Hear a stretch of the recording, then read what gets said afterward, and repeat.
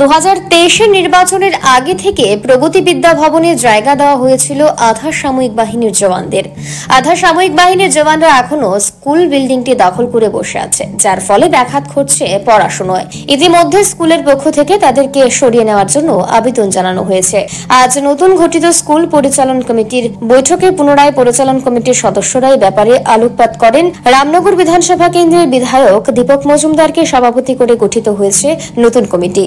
আজ এই কমিটি স্কুলের শিক্ষক অশিক্ষক কর্মীদের নিয়ে স্কুলের উন্নয়ন নিয়ে বৈঠক করেন এবং এই বৈঠকে স্কুলের ছাত্রছাত্রীর সংখ্যার তুলনায় শিক্ষক স্বল্পতা নিয়ে আলোচনা হয় এবং অবিলম্বে এই সমস্যার সমাধানে হবে বলেই জানান কমিটির সদস্যরা।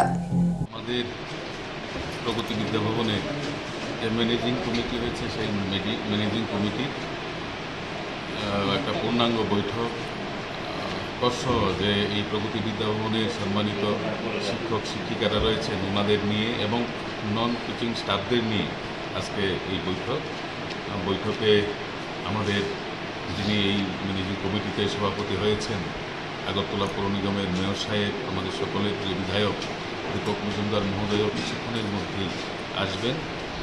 তো আমাদের এই বৈঠকের মূল উদ্দেশ্য হয়েছে যে ম্যানেজিং কমিটিতে যারা যারা এবার নতুনভাবে নির্বাচিত হয়েছি তারা সকলের সঙ্গেই আমাদের সম্মানিত শিক্ষক শিক্ষিকাদের এটা পরিচয় ঘটানো। এই পরিচয় পর্বে এখানে উপস্থিত রয়েছেন, মঞ্চে রয়েছেন আমাদের যে প্রগতি বিদ্যা ভবনের টিচার ইনচার্জ দিদিমণি অন্বেষা দেববর্মা মহোদয় রয়েছেন, ম্যানেজিং কমিটির সহসভাপতি নারায়ণ দেব মহোদয় রয়েছেন, আমাদের ভবতোষ সরকার, গৌতম নন্দী, আমাদের পীযূষ দে, বিশ্বজিৎ বাবু সহ যারা আছে ম্যানেজিং কমিটি সবাই উপস্থিত রয়েছে।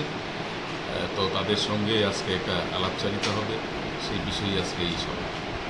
স্কুলের স্ট্রেংথ কি রয়েছে? আমাদের বিদ্যালয়ে শিক্ষক শিক্ষিকা রয়েছেন 32 জন, একজন 31 জন, যেটা প্রয়োজনের তুলনায় অনেক কম। একজন এলডিসি রয়েছেন শ্রীবাস দে, পাশাপাশি এখানে গ্রুপ ডি রয়েছেন, ডিআরডব্লিউ রয়েছেন 3 জন, আর বাকিরা রয়েছেন 1 2 3 4 5 6 জন রয়েছেন গ্রুপ ডি। তো আমাদের শিক্ষক শিক্ষিকার সংখ্যা অনেক কম।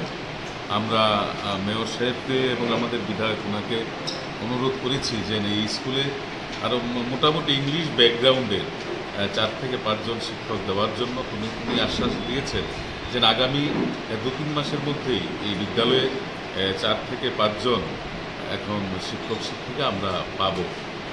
পাশাপাশি এই বিদ্যালয়ের সবচেয়ে যে একটা সমস্যা, সেই সমস্যাটা হচ্ছে গত বিধানসভা নির্বাচনের পূর্বে 23-এর বিধানসভা নির্বাচনের পূর্বে সরকারের এবং প্রশাসনিক চাহিদা অনুযায়ী আমাদের বিদ্যালয়ের পুরানো বিল্ডিংটা দেওয়া হয়েছে প্রশাসনকে, কিন্তু দুর্ভাগ্যবশত বিধানসভা নির্বাচন গেল, লোকসভা নির্বাচন গেল, তারপর বিধানসভার উপনির্বাচন গেল, এখনও আমাদের এই যে যারা বিএসএফ রয়েছেন তাদেরকে সরানো হয়নি।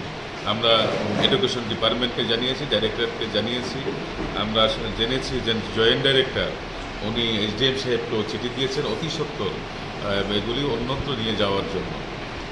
তো ওটা পেলে আমাদের ছাত্রছাত্রীদের পড়ার ক্ষেত্রে অনেকটা সুবিধা হবে। পাশাপাশি আমাদের মিড ডে মিলের যে রুমটা রয়েছে সেটাও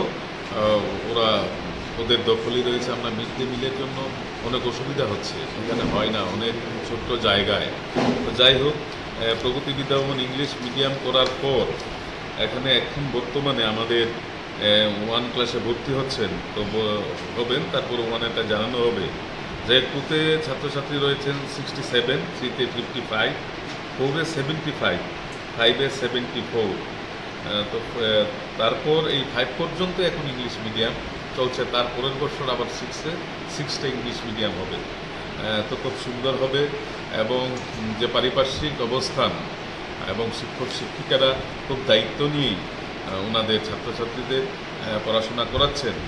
তার মধ্যে থেকেও ওনারা তো আসলে সবাই ইংলিশটা জানেন, প্রাথমিক স্তর বা প্রাথমিক স্তর বা মাধ্যমিক স্তর পর্যন্ত জানেন, তারপরেও তারা বেসিক্যালি বাংলা মিডিয়ামের শিক্ষক শিক্ষিকারা তারা রয়েছে কিন্তু আমরা সরকারের কাছে দাবি রেখেছি যে ইংলিশ ব্যাকগ্রাউন্ড থেকে শিক্ষক শিক্ষিকারা মিনিমাম 5-6 জন আমরা পেলে আমাদের স্কুলটা খুব তাড়াতাড়ি।